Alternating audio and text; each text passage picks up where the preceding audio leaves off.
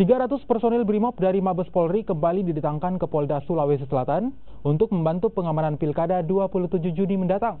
Sebelumnya 200 personil juga telah dikirim oleh Mabes Polri sehingga total sudah 500 personil yang dikirim dari Mabes Polri.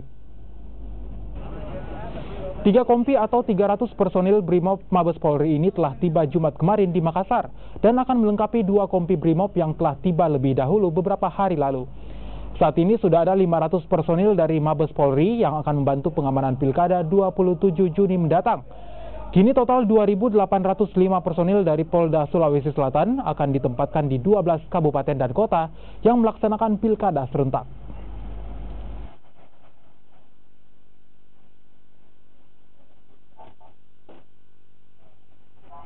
Jadi kalau untuk kekuatan kita, semuanya tuh yang kita kirim ke wilayah 2.805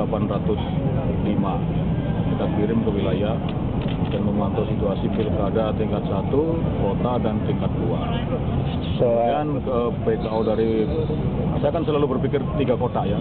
Kota pertama kita tidak boleh meremehkan masalah, prediksinya harus terburuk bahwa pilkada ini ada gangguan, maka tidak boleh sembarangan. Kemudian kota kedua adalah persiapan optimal, maka saya minta bantuan konsep dari sebelum-sebelumnya adalah 12 kompi.